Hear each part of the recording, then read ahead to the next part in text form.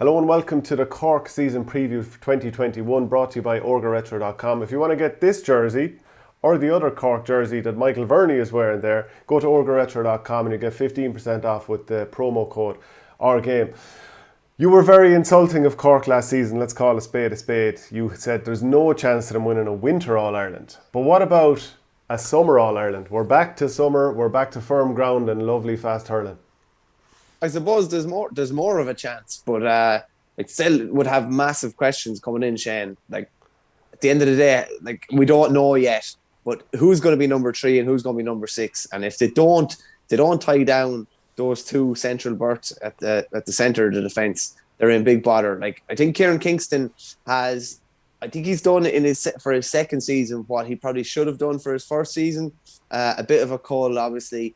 Aidan Walsh gone, Conor Lahan gone, Chris Joyce gone, Chris O'Leary gone, Anthony Nash is retired, Steve McDonald retired as well. So there's going to be a lot of new faces in there.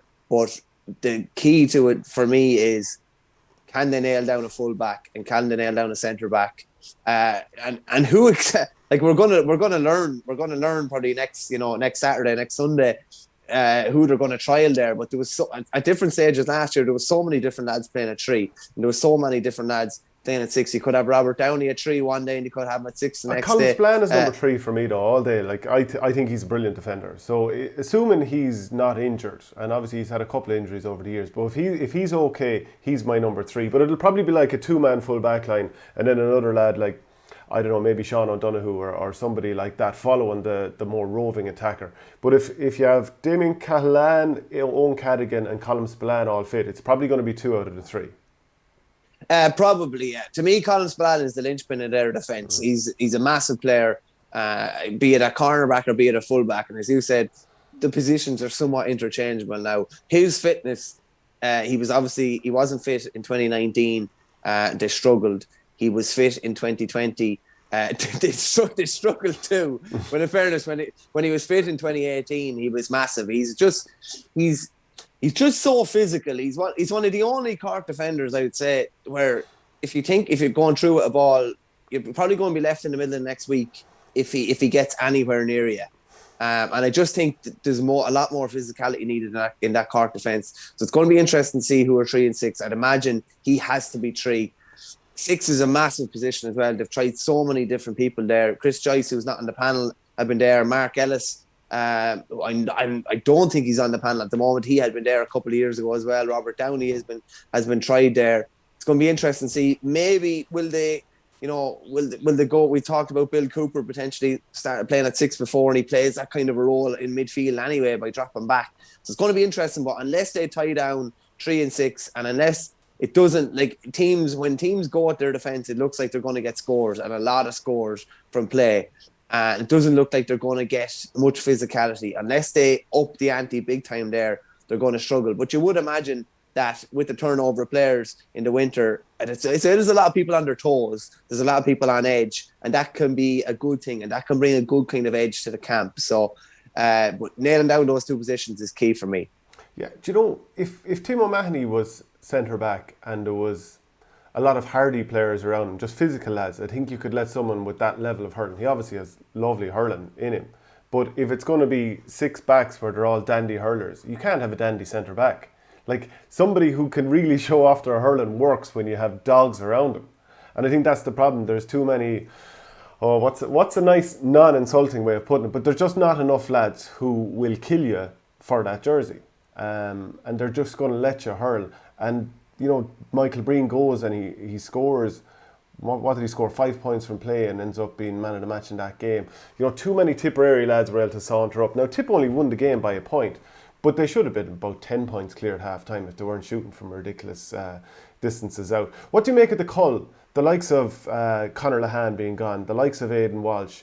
Obviously, Anthony Nash has stepped away as well. But what do you make of that? I mean, does that come across as desperation from the manager that Conor Lahan is obviously one of the most talented hurlers in the country, just in terms of raw skill and speed and striking and all that, but they can't get the hurling out of him? So is this kind of the management owning up to the fact that they can't get the hurling out of him, or is it kind of like we're moving a fresh direction, or what way do you see that?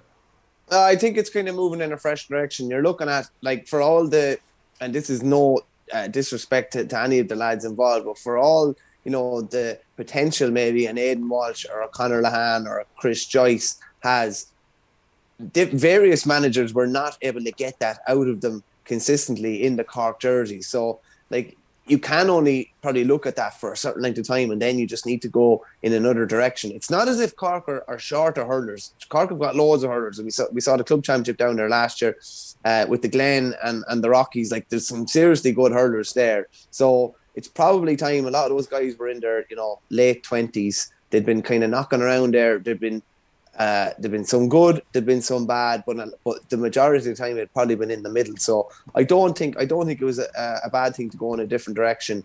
I think if Kieran Kingston had his first year back, potentially he would have gone in a different direction in that first year and started afresh. And then this year he'd kind of know where he is going into this year. He doesn't really know where he is going into this year as a result of that. But I think, like, you can only look at, like, if there's a lot of things that are going against the grain of what you're looking for in your squad, and inconsistencies and not knowing what you're going to get from guys on different days, there does come a certain time where you just have to call it as you see it, and you have to give other guys a shot. And I think I don't think it's desperation. I think it was probably a natural thing to happen. And a lot of people would have said that people were far too comfortable in the Cork panel in recent years, and being comfortable in a panel that hasn't won that much, apart from those two probably Munster titles, is not a good thing. So I don't think it was desperation. I think it was the right move.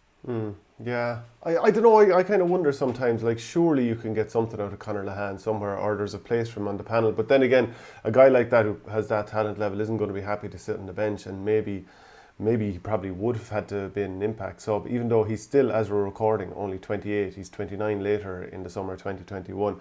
Like, the Cork young players coming through, are they going to be able to step up and deliver quickly? I mean, do Cork expect to challenge this year? Do you think within the county and within the setup that they expect to challenge this year? Like, their under-20s have got to All-Ireland finals in 2018 and 2019 and lost both of them. So even those players, they're coming through with the frailties of losing those. Or else maybe they're coming through knowing, geez, we're as good as pretty much any other team. Like, they're beaten well in that All-Ireland final in 2019. But other than that, they're obviously pushing, if not beating, every other team at that age group.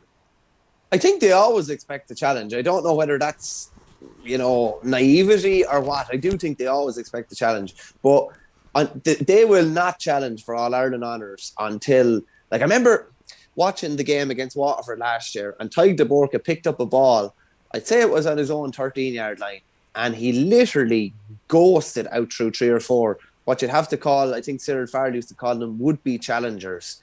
Like, he literally ghosted through lads until they're, particularly, we know they have, like, unbelievable forwards that can put up massive scores, but until they probably start doing the hard yards at the other end, like, we look at someone like, say, Henry Shefflin, and you'd say, brilliant hurler, put up massive scores throughout his career. I would say, like, one of his best attributes was just how miserable he was when you were trying to get out, getting a hook in, getting a block in, being physical. His defensive abilities were as good, if not better, than his attacking abilities. And same with Owen Larkin, same with all these boys, Eddie Brennan, they were all able to hold up defenders. Until the Cork's attackers do that, they're still going to concede massive scores, because teams are just getting on the front foot and they're not being put under enough pressure. Look, compare the Waterford game last year with the Dublin game, and you saw probably a different Cork edge, a different maybe mentality. They're going to have to bring that the whole time. As you say, the dandy hurlers will only get you so far. They're going to have to front up physically all over the pitch. Can I make a point though? The black card and the penalty from anywhere inside the D, I think Cork have so many fast forwards that could play into their hands somewhat. Like, if you look at some of the players that played really well last year, Robbie O'Flynn.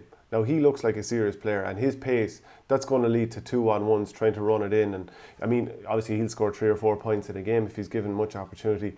Jack O'Connor is someone who's come on the scene, has a bit of pace. Patrick Horgan is so elusive. Shane Kingston, turn and go at a man. So that might give them an edge, because who has more pace than Cork?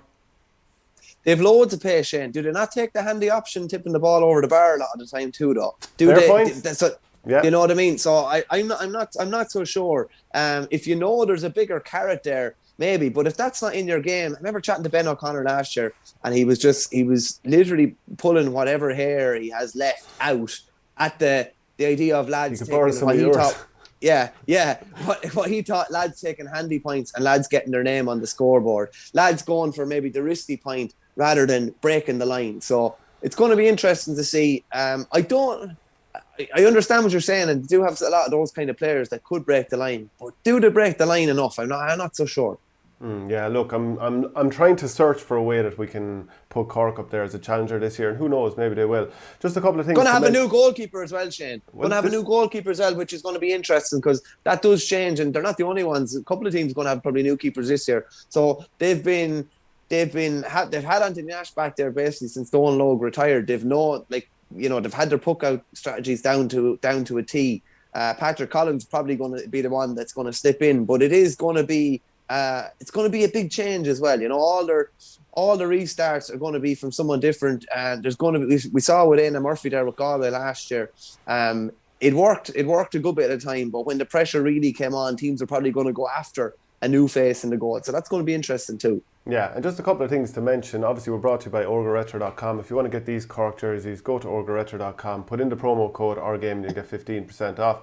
Also, Our Game is running the online club fundraisers this year. If your club is looking to raise funds, obviously we know it's going to be an expensive year ahead. Some clubs are going to need to rent facilities later in the year, floodlights, whatever it may be. We can run online shows for you. So email events@ourgame.ie and it'll give you plenty of details about that. So it'll just be a live virtual show hosted on Zoom. We'll provide the platform for you to sell the tickets, all of that. It'll be very good stuff. And then also just the Fantasy League. I want to mention a little promo about that. Brought to you by fantasyhurling.ie and fantasygaelicfootball.com. Enter now and win over €2,300 worth of prizes.